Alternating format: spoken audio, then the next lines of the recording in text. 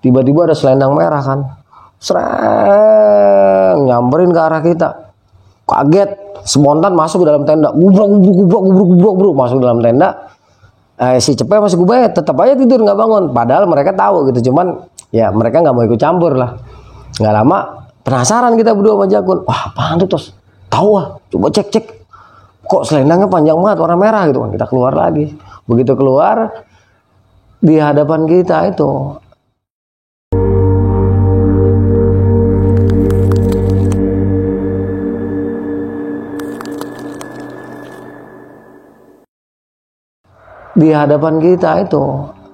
kamu cantik ya.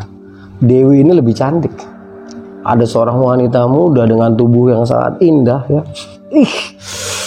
Cantik luar biasa. Dia menggunakan selendang merah, menatap kita tersenyum, terus dia berbalik arah. Ya, kebayanya juga merah. Dia berbalik arah menuju ke tempat asal semula yang ada pohon goyang tadi.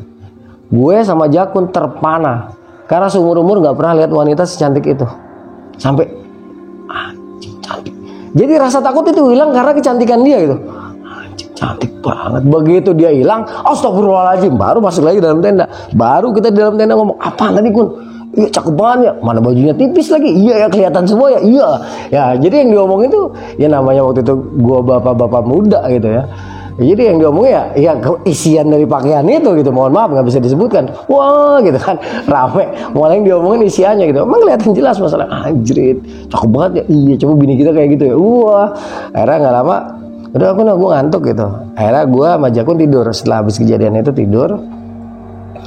Entah jam berapa si Cepet sama Jakun keluar lagi tuh. Cepet sama Jakun keluar lagi. Mereka bakar-bakaran lagi. Sedangkan posisi gue sama si Kubay di dalam tidur dalam. Nggak lama Kubay sama si Jakun nggak lama si Cepet sama si Jakun lagi-lagi masuk ke dalam tenda. Sama kejadiannya kayak gue, gerubak-gerubuk. Ternyata mereka ngelihat macan kumbang di depan bolak-balik. Macan kumbangnya saat itu bolak-balik, jadi mereka masuk ke dalam tenda. Udah sampai nanti menjelang pagi, gantian gue yang bangun gak bisa tidur. Gue keluar sendirian, susul lagi sama si Jakun karena Jakun masih penasaran itu macan kumbang ada apa enggak gitu. Nah, gue bertiga keluar, si Kubay dia bangunin nggak mau kan? Gue ngantuk gitu kata si Kubay. Udah lo dalam tenda lo sendirian. Bodoh kata dia gitu kan. Udah kita bertiga keluar bakar-bakaran. Sementara si Kubay di dalam ngomong nih, Tok, sono lu katanya mau keluar. Lah posisi gue kan udah di luar gitu. Gue diem aja. Si Kubay ngomong sama siapa nih? Yang disebut nama gue kan, Tok, lu katanya mau di luar, ngapain ngajak ngomong mulu? Kata si Kubay gitu. Gue ngantuk nih, jangan ngajak ngobrol gue mulu. Dalam hati waktu itu gue, lah nih bocah ngobrol sama siapa? Sedangkan gue di luar, kita diemin, santai. Nggak lama Kubay bangun, terus gedubrak-gedubuk keluar. Lah lu udah di luar Tok katanya. Lah, gue dari tadi di sini Bay. Terus gue ngomong sama siapa? Tahu gitu kan, anjrit kata dia. Wah lu serius lu? Di anak-anak juga ngomong, dah kita bertiga kan lu tadi dibangunin Bay, lu kagak mau. Katanya lu ngantuk. Nah nggak lama lu ngobrol sendirian. Lu manggil-manggil sama gue kan, ya gue diemin aja bodo amat. Baru si Kubay pucet tuh, udah lu tidur lagi sana. Enggak kata dia gitu, udah sini aja. Udah kita berempat kumpul rame-rame. Udah menjelang subuh. Ketika kita lagi kumpul rame-rame berempat, tiba-tiba kayak ada yang di atas atap ini, di atas pondokan seng kayak ada yang bunyi bruk gitu kan. Bruk, kaget kita. Terus guruk kayak ada monyet ngorak-ngorak gitu kan. Kaget kita, wah apaan nih monyet. Cabut golok, lihat kan. Ternyata bukan monyet, tapi miskun, tapi dari golongan yang kulitnya hitam, bukan yang kulit pucat. Jadi betul-betul miskun, riap-riap ya, perempuan ya, riap-riap, hitam semua mukanya kayak angus kebakar. Nah dia lagi ngorak-ngorak itu sambil kaget kita, sempat mundur, terus spontan nih ngambil batu yang ada di bawah. Allahu Akbar. Ya Allah, itu kuntilanak kasihan banget ya. Bukannya berhasil godain kita, malah kita timbukin. Wah, gubrak kita timbukin, ngasal aja itu ngilang dia. Kabur. Baru kita kelilingin tuh pondok seng sambil bawa golok, turun kalau, tapi udah nggak ada kan. Dalam hati, buseng, saking udah stres ya. Akhirnya sampai sekitar 4:30 itu kita tidur. Capek karena semalam penuh dengan kejadian mistis yang luar biasa. Tidur capek, bangun sekitar 7:30. Nah itu kita ketemu Enggak, belum. Sampai setengah 8 tuh belum ketemu siapa-siapa, masih belum ada orang. Pas mau berangkat kita ketemu penduduk lokal lah, dia lagi nyari jamur atau lagi nyari kijang, gue lupa lah. Intinya di sini kalau dalam versi ingatan gue adalah kita dikasih kijang, dikasih daging kijang sama tentara. Dalam versinya Jakun, penduduk lokal ini ngasih sesuatu, tapi entah daging kijang entah apa gitu, apa jamur banyak. Versinya Kubai lupa, intinya emang ketemu orang. Sedangkan versinya temen gue si Cepek, kita ketemu tentara tapi kita nggak dikasih kijang, ya kita cuma diomongin doang, diceritain gitu. Ini versinya padahal nih satu tempat kejadian yang sama, tapi karena ingatannya beda-beda ya nggak bisa dipaksa kan. Ya, dalam artian ya silakan aja kalau misalnya nanti temen gue si Cepet cerita versinya dia, silakan aja karena itu ingatan dia. Di sini udah banyak versi nih beda. Jadi gue sama kalau gue Kun, kita ketemu orang terus dikasih plastik, gue inget banget isinya daging. Kata Jakun, bukan daging tos, jamur. Nah, kalau yang satu lagi kita ketemu tentara, tapi kita nggak dikasih apa-apa. Kalau nggak salah Kubai, kita ketemu tentara, kita dikasih daging kijang. Nah, jadi karena memang versinya beda-beda. Ini gue ambil versi gue aja ya, gue ambil versi gue. Jadi pagi-pagi itu kita ketemu penduduk lokal, gue dikasih daging kijang. Ya, dikasih daging kijang. Dikasih jamur. Itu banyak banget jamur, satu plastik. Wah, jamur ini lagi jamur jamur payung yang kecoklatan itu tuh, wih enak banget kan. Taruh di tenda. Si bapak-bapak itu kalau nggak salah bertiga atau berempat, ya dia langsung mengarah ke ini, ke arah Taman Kering. Terus udah nggak ada kabar lagi. Barang-barang kita tinggalkan di situ, kita masak. Nah, waktu itu gue ingat banget kita ngeliwet untuk yang kita makan di sini sama yang untuk kita makan di perjalanan nanti. Jadi masaknya dua nih. Setelah nasi liwet yang kita makan di sini, kita habis makan, kita masak lagi satu lagi. Jadi cukup lama nih prosesi masak. Selesai, ambil air, siap-siap. Karena waktu itu kita belum tahu Rawombik itu ternyata ada air. Jadi kita bawa air, seorang udah 2 botol. Begitu sampai Rawombik, jalan kan enak tuh ya, jalan ya datar, padang rumput, sabana, Edelweiss, indah banget. Masuk ke hutan pinus, naik. Kira-kira setengah jam tuh agak parah naik. Habis itu landai lagi sejam ya di pinggiran hutan pinus, ketemu lagi sabana. Ya jadi dari Cisentor ke Rawombik itu sekitar 2 jam. Itu ketemu sabana sekitar 2 sabana, ketemu hutan pinus agak panjang nanti.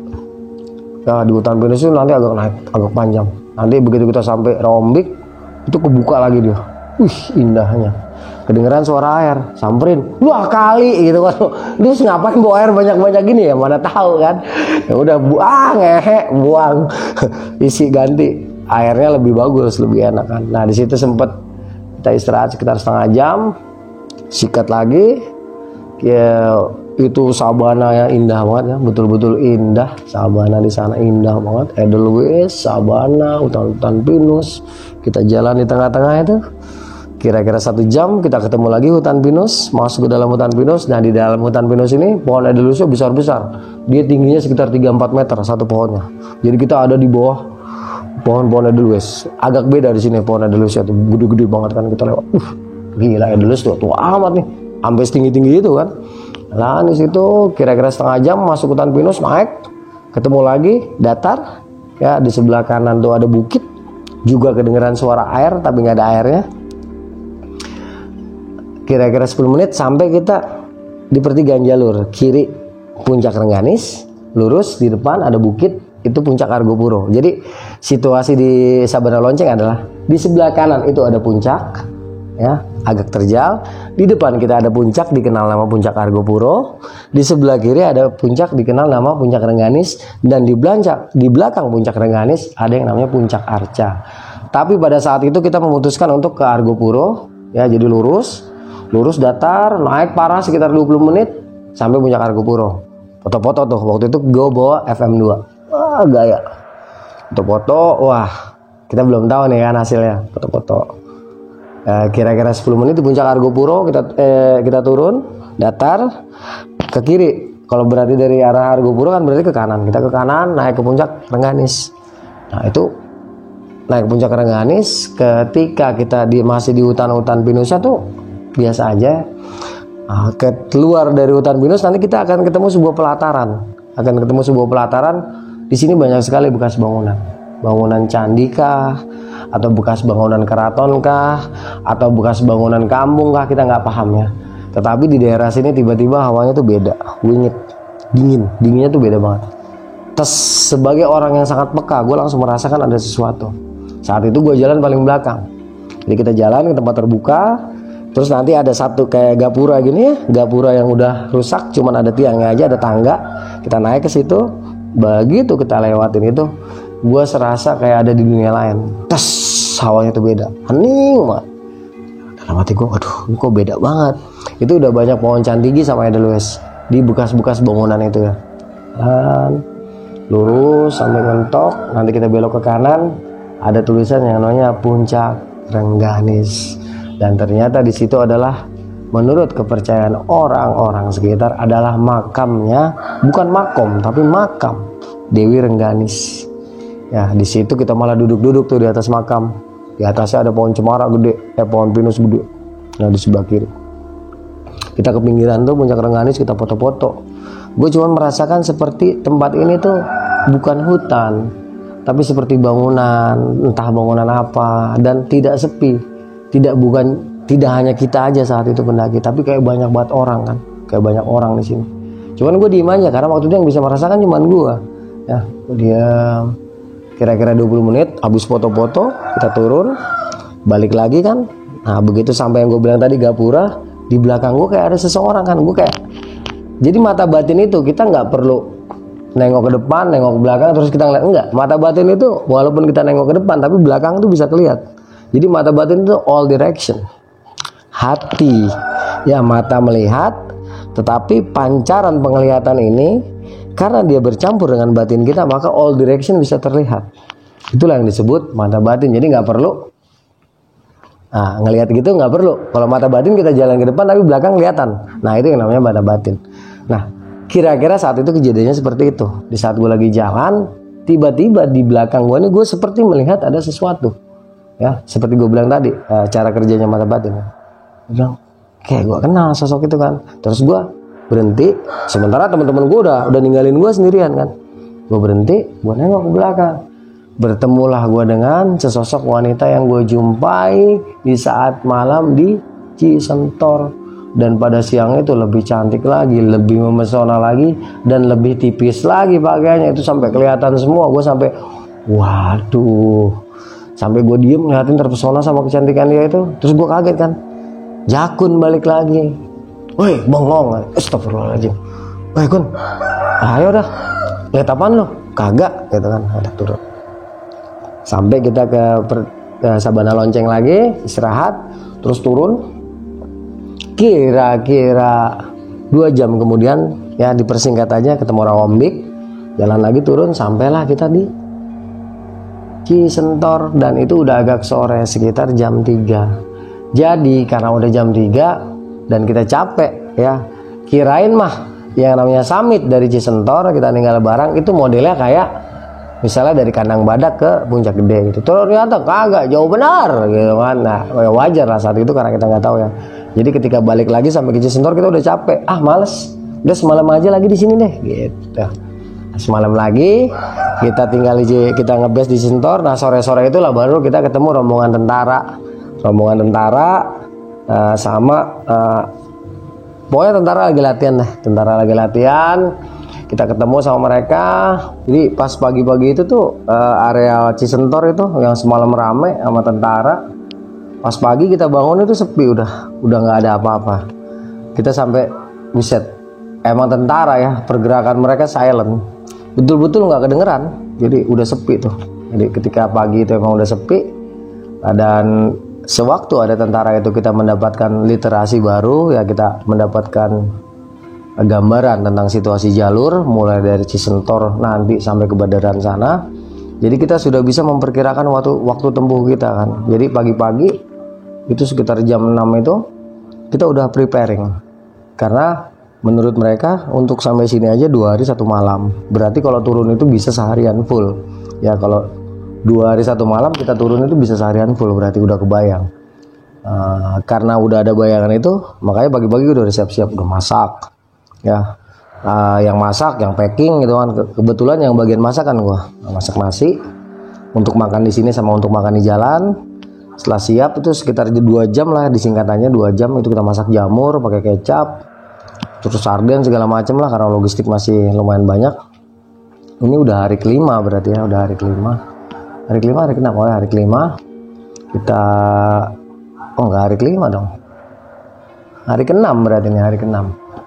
Ini hari ke-6 ya. Jadi logistik itu masih ada lumayan nih pas di Cisentor nih, pas kita makan besar. Karena perkiraan kita sore kita udah sampai di Baderan.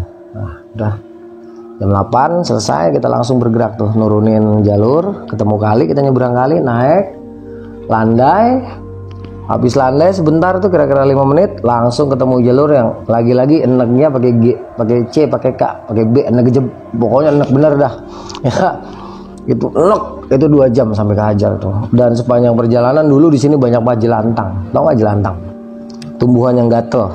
Kalau kena itu panas dan gatel, jadi kayak kesuncut rokok tapi gatel. Nah itu biasanya orang Jawa Timur nyebutnya jancuan. Nah tumbuhan ini banyak banget dan kita harus ekstra hati-hati soalnya panas, nyengat, tapi juga gatel. Jadi betul-betul ekstra hati-hati. Dan gue di sini sempet kesengat 2 kali. Tanco gitu kan, karena emang sakit, bikin kaget kan. Oh, itu tentara nggak ngomong kalau sampai 2 jam gitu kan, cuma dalam hati buseng anjrit, naik parah banget kan. Itu kita lewatin alang-alang, daun jancoan atau daun apa tadi gue bilang, daun apa yang gatel tadi itu, gatel panas ya, itulah daun itulah, gue jadi lupa.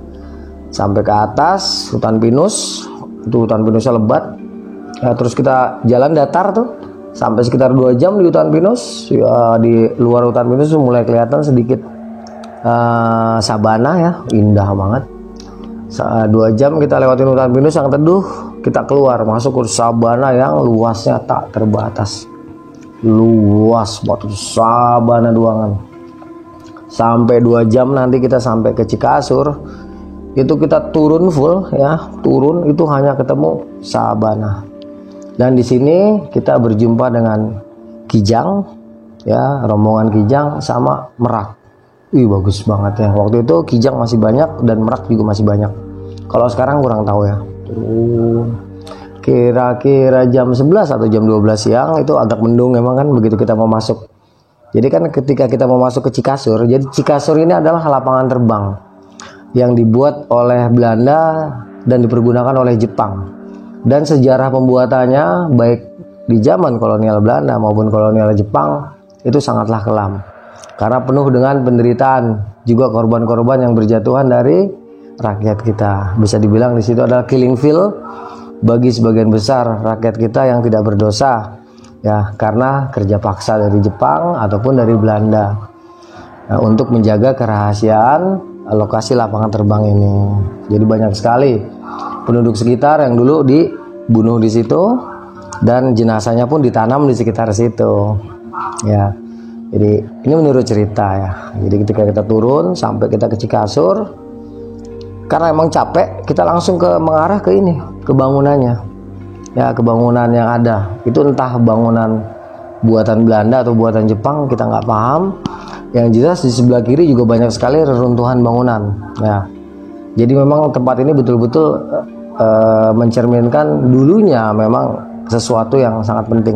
Kelihatan ya dari bentuk bangunan, sisa-sisa bangunan yang ada ya. Sini ada, dan di bawahnya tuh di belakang bangunan tadi itu ada sebuah telaga kecil yang isinya tuh selada air.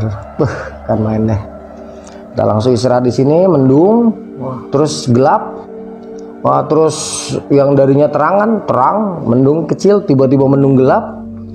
Terus ada petir, jegar, petir itu sekitar 2-3 kali bunyi, kita bingung, terang-terang begini kok ada petir gitu kan, terang-terang begini kok tiba-tiba langsung mendung. Itu gelap total kayak menjelang maghrib ya, menjelang maghrib benar-benar matahari nggak ada, ketutup sama awan mendung. Tiba-tiba mungkin nggak sampai 1 menit ya, pokoknya mungkin sekitar 30-40 detik ya. Gue sama temen gue aja yang ngalamin ini, yang 2 nggak ngalamin malah nggak tahu apa-apa yang 2 ini. Mereka cuma terbengong-bengong aja terus kayak tiduran. Nah sementara gue berdua ya sama temen gue si Jakun kaget karena yang ternyata yang gue saksikan tuh sama yang gue lihat sama si Jakun. Jadi ketika gelap itu kita dengar suara bruk bruk bruk bruk bruk bruk. Pertama kita dengar dari arah kiri kan, kayak suara tentara gitu. Gue sama Jakun diem-dieman, sementara temen gue yang dua ini dia tiduran gitu, santai tiduran aja kayak nggak ada apa-apa ya. Jadi begitu makin deket gue perhatiin, tau nggak, itu ada pasukan kan. Pertama keren-keren ya, bener-bener pasukan kekaisaran Jepang. Baris begitu, barisan belakangnya itu nggak ada kepalanya semuanya, nggak ada yang nggak ada tangannya, ada yang nggak ada kakinya. Pokoknya barisan paling belakang itu bikin kita mau kabur. Bener-bener energi yang dihasilkan juga luar biasa. Nah itu lewat cepet banget, hilang, terus matahari terang. Nggak lama temen gue bangun. Kenapa lu pada bengong? Digeplak gitu. Lu pada bengong kenapa lu? Astagfirullahaladzim, cabut gitu. Temen gue kenapa sih? Lagi nyantai. Cabut, gue bilang itu, cabut. Si Jakun juga cabut buruan cabut. Kenapa sih? Yang dua ini kan, karena yang dua ini bingung ya, nggak ngerti ya ada apa ya. Sebelumnya gue cerita di Jejak Backpacker nggak kayak gini, karena belum ketemu sama yang dua orang ini gitu ya. Nah setelah ketemu ini, nah di sini lah keuntungannya. Kalau lo minta recovery cerita ulang gitu ya. Karena semakin kesini tuh semakin lengkap literasinya yang gue dapet.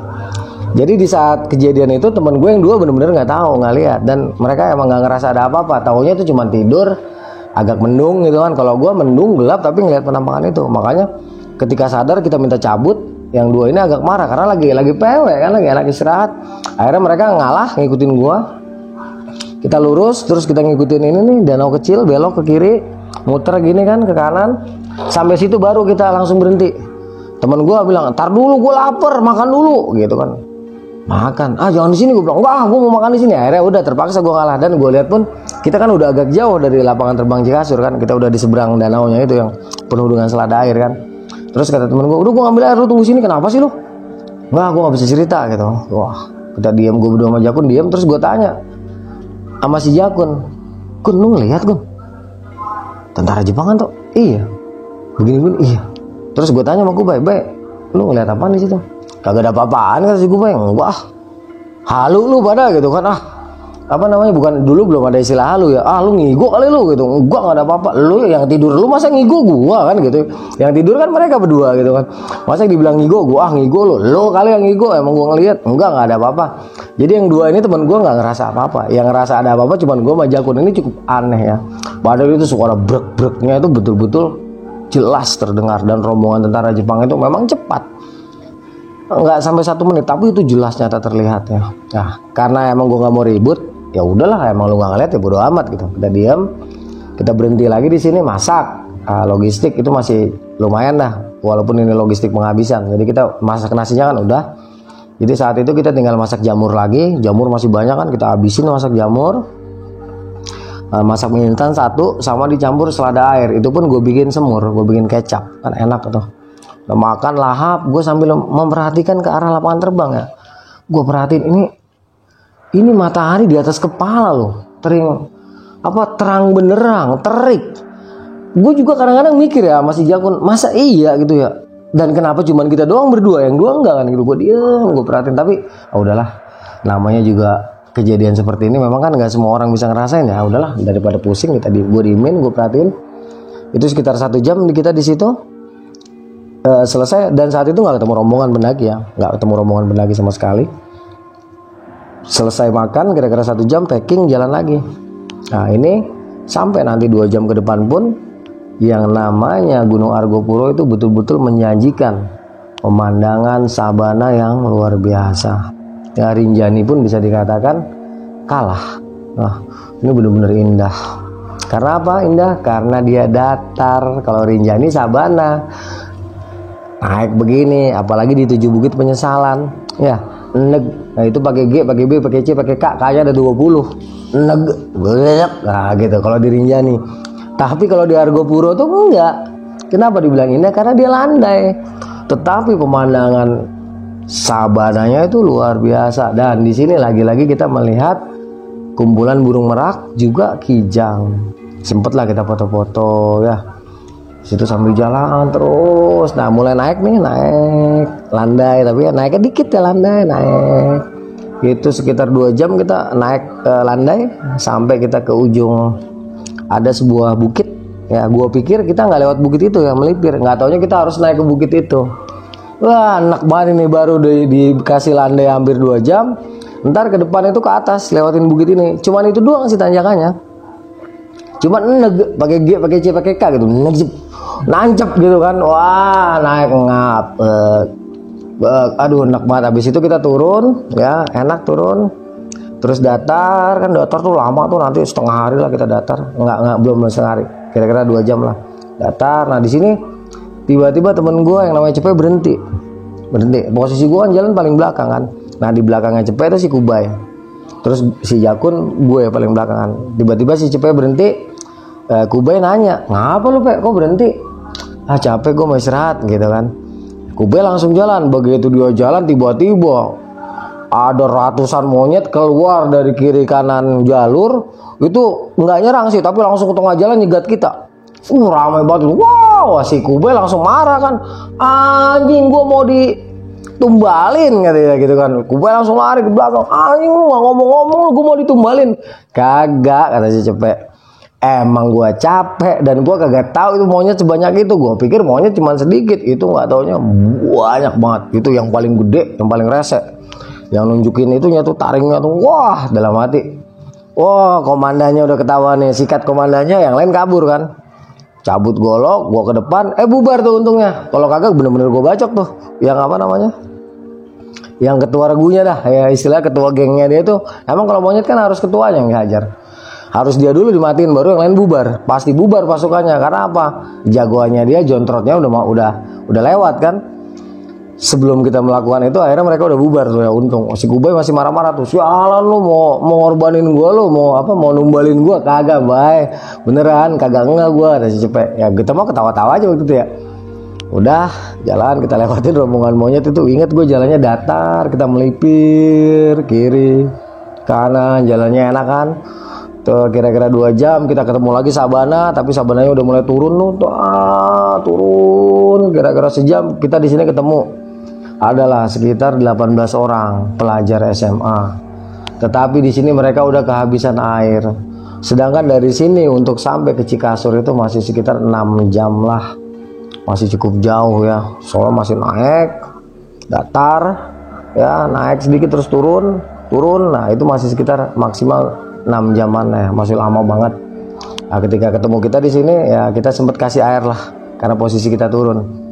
Ya walaupun kita juga butuh air, jadi kita megang botol air mineral yang setengah liter itu, yang 500 ml, yang 1 liternya itu kita kasihkan ke mereka. Itu sempat gue ingat kita ngasih 2 botol.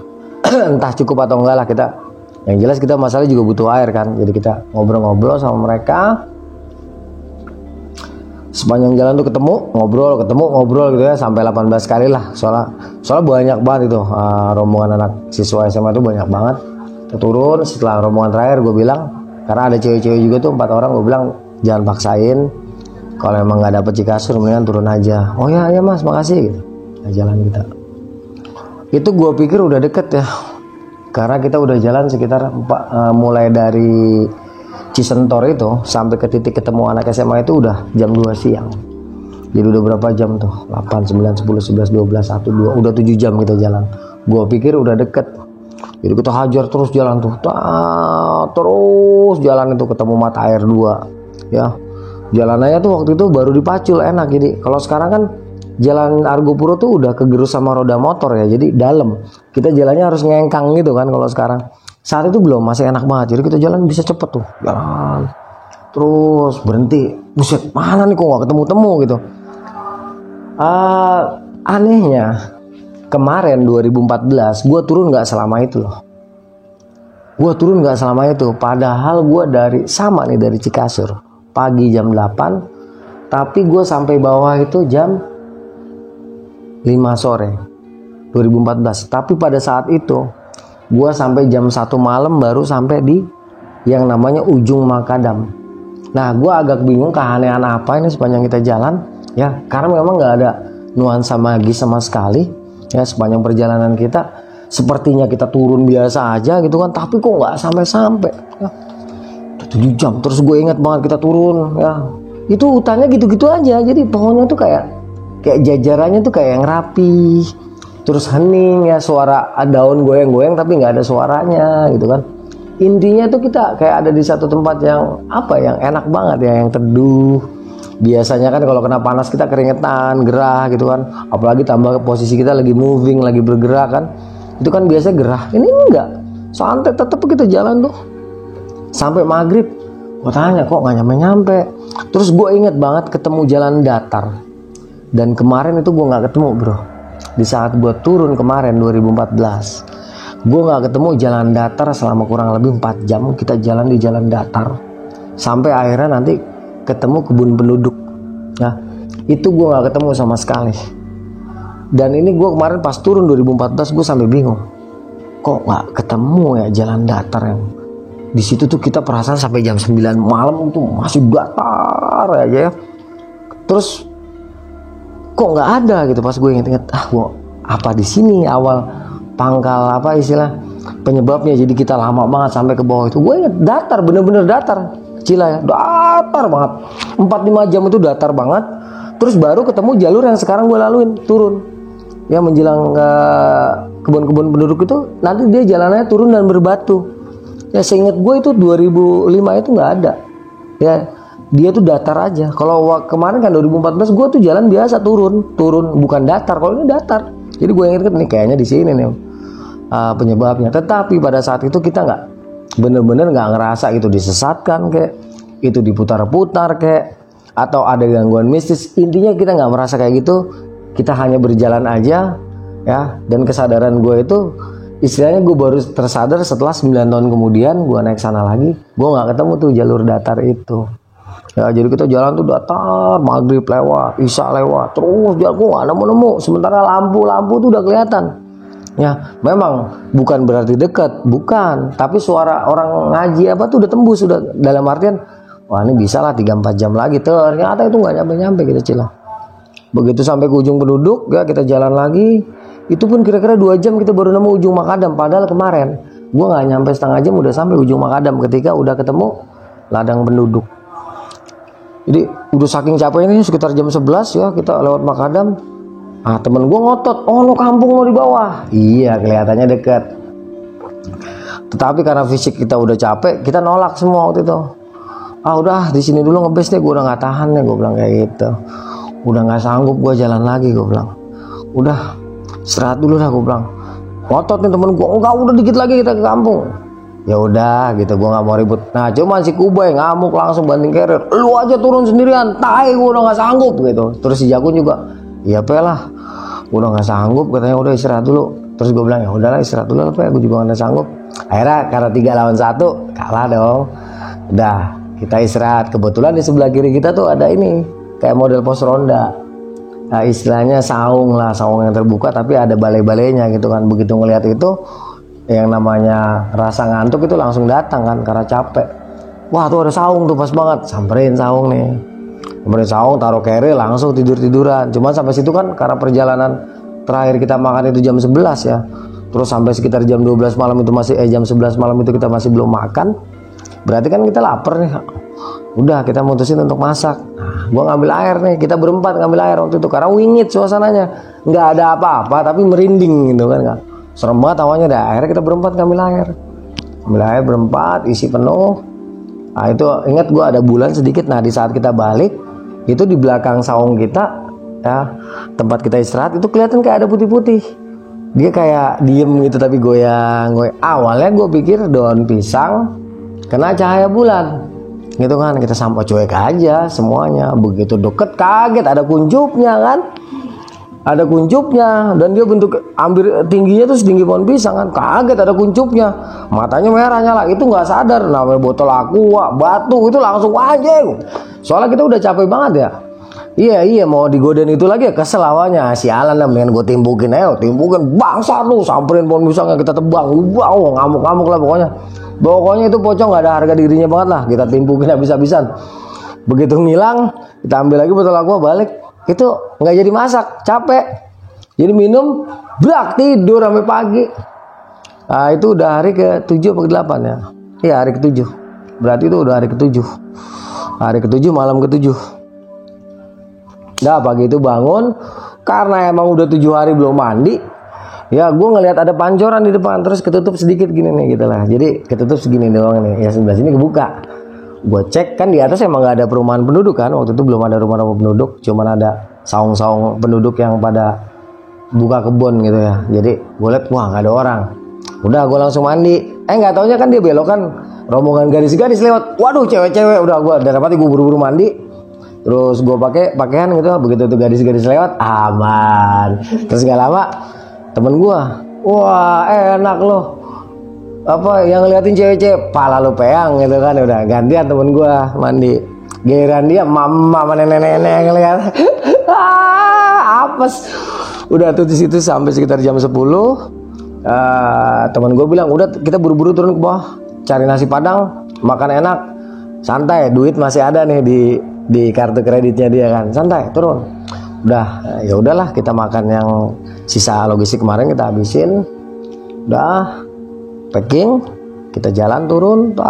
Ternyata dari ujung apa namanya jalan batu-batu tadi atau biasa kita sebut makadam sampai ke Baderan itu 2 jam masih. Wow, gimana malam kita jalan, pingsan kayak tengah jalan itu. Untungnya kita istirahat malam itu. Kalau enggak mungkin pingsan ya. Karena kita udah ngalamin situasi yang gue bilang tadi, jalan datar itu gue nggak nemu di tahun 2014. Ya gue ketemunya justru di tahun itu aja. Makanya gue cari-cari jalan datarnya mana ya, kok nggak ada. Nah kemudian besar itulah yang membuat kita jadi lama banget. Karena di 2014 ini gue jam 8 dari dari Cikasur sampai bawah itu jam setengah 5. Sedangkan ini sampai ke perbatasan itu sampai ke bawah ya, sampai ke Baderan setengah 5. Sedangkan yang ini waktu gue 2005 itu gue baru sampai ujung aspal aja, ujung batu ya atau ujung makadam itu sekitar jam 11 malam. Bisa lo bayangin perbedaan waktu yang jauh banget kan. Jadi memang sepertinya ada sesuatu yang nggak beres. Cuman waktu itu kita nggak sadar apa. Udah kita jalan 2 jam sampai kita ke Baderan. Ada pos ronda dulu, dari dulu ada itu pos rondanya, mungkin rusak dibangun kali ya tempatnya di situ. Kita sampai situ. Di situ udah ada angkot nunggu, kebetulan ada angkot, kita langsung naik. Waktu itu kalau nggak salah masih 4.000 perak ongkosnya, 4.000 atau 5.000 lah. Yang jelas gue ngasih duit itu sekitar 20.000 atau 15.000 lah gue kasih. Setengah aja kita lewatin tuh hutan-hutan jati ya, turun lewatin kampung, terus masuk jalan aspal gede.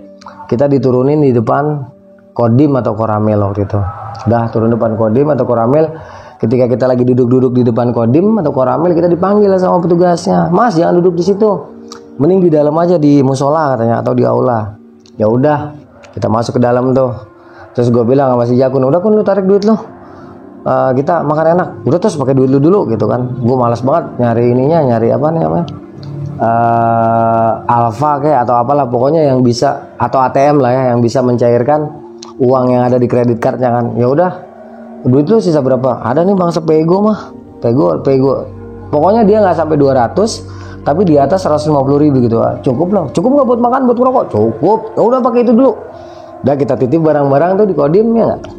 Kita makan enak dah, rendang ya nggak, es jeruk, wah, rokok sebungkus ya. Pikiran masih ada 2 juta lebih di kartu kreditnya si Jakun kan.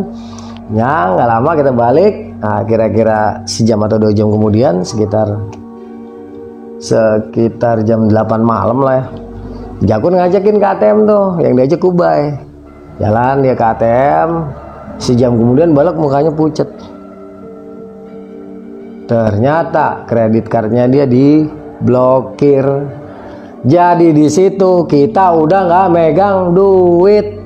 Karena apa? Kredit cardnya si Jakun diblokir. Bingung. Si Jakun telepon, tetap itu kartunya tetap keblokir. Dia harus menghadap ke bank. Gimana? Duit nggak ada. Ya, untungnya kita udah kenyang. Tapi habis. Karena kita habiskan waktu makan tadi, makan nasi padang, beli rokok segala macam, jajan. Di saat situasi kayak gitu, ini udah malam ke-8 berarti ya, besok hari ke-8. 8 nggak ada apa-apa kan ya, bingung mau nggak mau, tapi kita tetap tenang ya. Udah, kita minta izin tuh. Akhirnya diizinkan kita nginep di aula Kodim. Di aula Kodim atau Koramil kita nginep di situ sambil mikir aja. Nah, terus akhirnya pagi-pagi ya udah Kun, kita telepon bini kita masing-masing deh. gitu.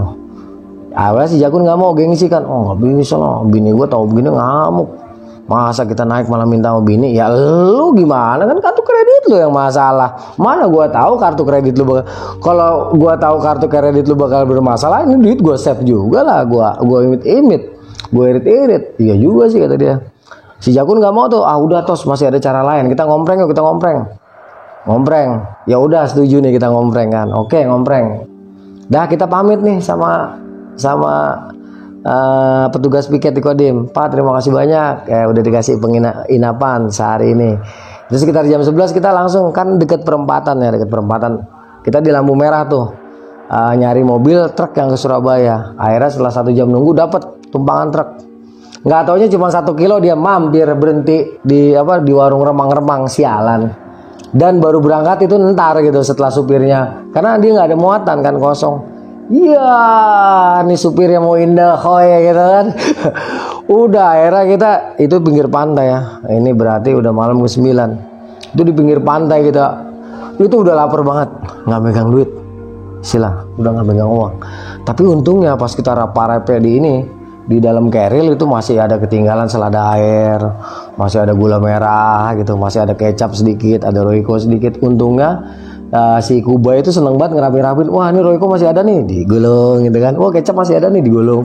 Untungnya si Kuba itu masih ngerapi-rapin yang kayak gitu. Jadi malam itu kita berburu ikan di pinggir pantai ya, nyari kerang apa yang bisa kita dapat. Akhirnya kita dapat ikan yang kecil-kecil dan dia nggak beracun, itu disiangin. Nah kita makan itu tuh berikut sama, jadi makan ikan sama sisa selada air. Malam itu masih selamat. Udah gimana nih, kita coba nyetopin truk. Abis makan kan kita coba, itu semalaman suntuk nggak dapet truk, nggak ada yang mau berhenti. Begitu juga besok paginya kita stopin, itu nggak ada yang mau berhenti. Akhirnya kita balik lagi ke perempatan yang kemarin tuh ya, hari ke-9 kita balik lagi ke perempatan itu, nyetopin, nggak ada juga yang mau. Akhirnya polisi bantu, tapi ternyata nggak ada yang ke Surabaya, entah bener entah bohong entah enggak. Akhirnya kata polisinya, udah kalian nginep di sini aja dulu gitu, di kantor polisi. Jadilah kita masih nambah 2 malam di kantor polisi itu. Dan di kantor polisi Situbondo, gue inget banget ada sebuah bangunan tua peninggalan Belanda dan cukup serem di sini.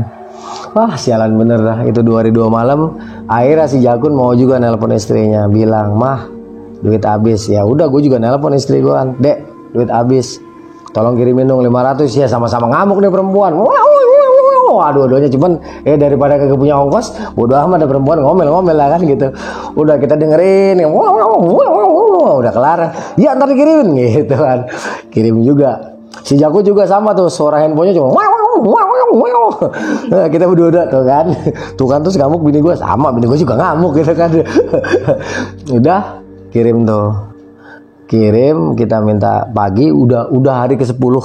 Udah hari ke-10 malam ke-11. Akhirnya dikirim di hari ke-11 di Situbondo. Kita itu udah makan seadanya, minum air keran.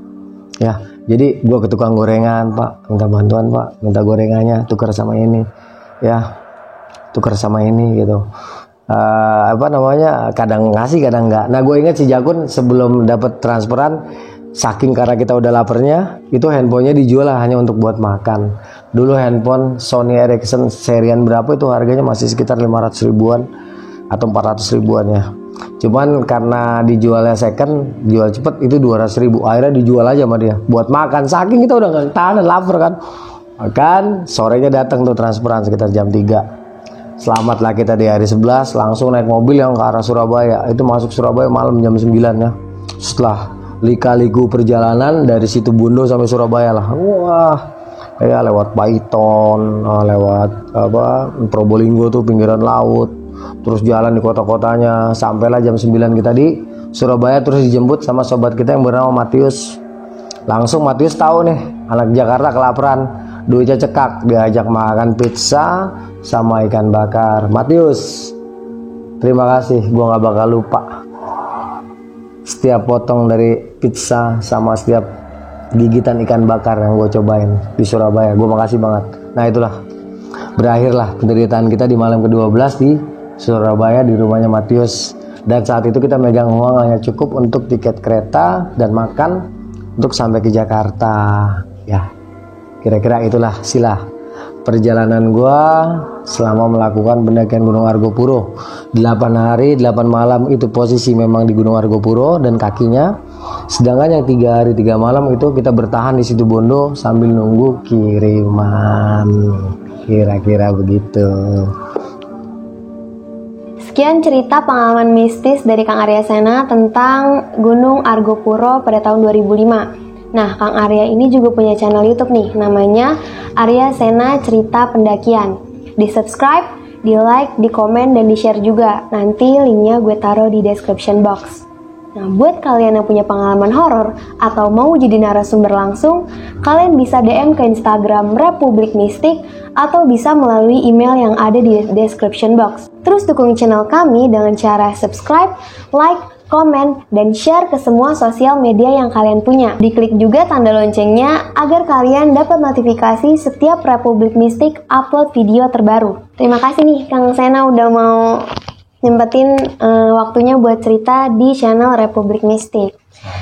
Sampai ketemu di video selanjutnya.